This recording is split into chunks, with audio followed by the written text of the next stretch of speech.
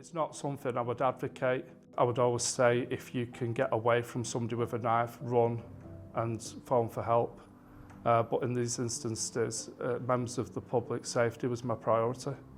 I was really just quite taken aback by the sheer amount of courage that Paul showed in relation to this incident, and just the way that he reacted was, you know, tremendously courageous and really, really something to be proud of.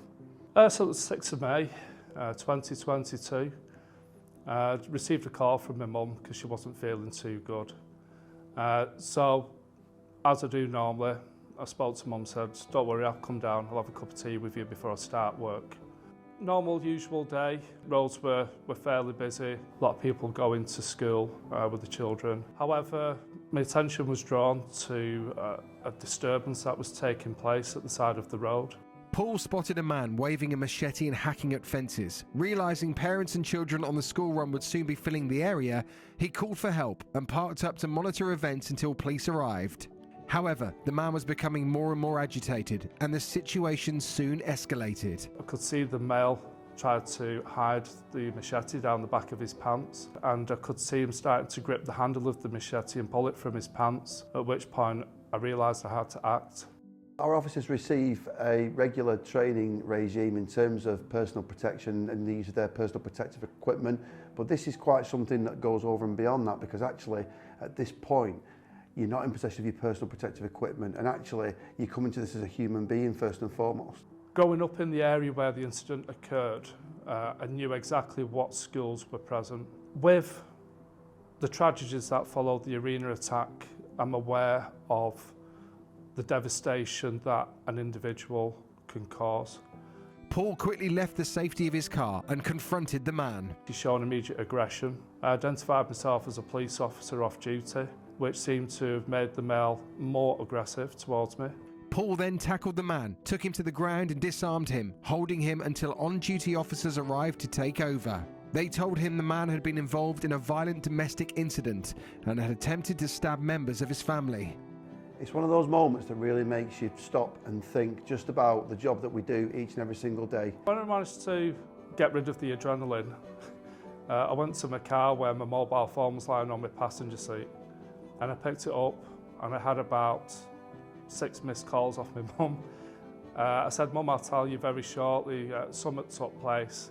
And she said, well, your brew's gone cold. You know how much it costs to boil a kettle these days? Which is typical of my mum. Mum's mum. I couldn't tell her over the phone exactly what had gone. But then when I arrived at a house, which was a short distance further down the road, she told me off.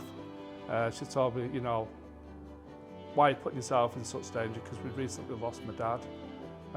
But Dad would have said and done exactly the same.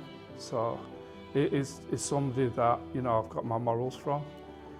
It's safety of others, it's looking after people in the community and just being yourself.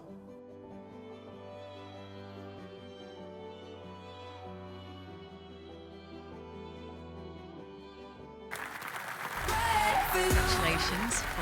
What was your dad like? I find it quite hard to speak about losing my dad. He was a working class man growing up on a housing estate. We didn't have much, but parents gave everything if it meant they went without. Yeah. But again, like we've heard, community spirit brings people together. And he said, you are what you make you are. Nothing's handed to you on a silver plate. And if, like he says, you know, if you can do more for others, if you can protect others, if you can divert the younger people from criminality, it makes you a better person. Please welcome I'm a Celeb star Jake Quickenden and double Olympic champion swimmer, the wonderful Rebecca Adlington. Paul, a huge congratulations. I mean, so many people that day could have been seriously injured or worse, let alone yourself being seriously injured or worse. And I think, to be honest, we were saying backstage, weren't we? I don't know how any of us would react in the room, and to react the way you did was just absolutely phenomenal. And honestly, each and every one of us in this room and the whole community are so proud of you. Absolutely. Yeah, congrats, mate. Honestly, I heard your story earlier and I was just blown away by it. And I know there's a lot of parents in the room. I'm a parent myself, and it puts my mind at ease that there's guys out there that are willing to put themselves at risk to help other people and to stop a tragedy happening. And that's exactly what you did. And your mum and your dad would be very, very proud of you, mate. So well done. Yeah, huge congratulations. You're very, very welcome. That's yours. Thank you so Well done. much, Give us a Jake hug. and Becky. One more time for our winner, PC Paul Spinks.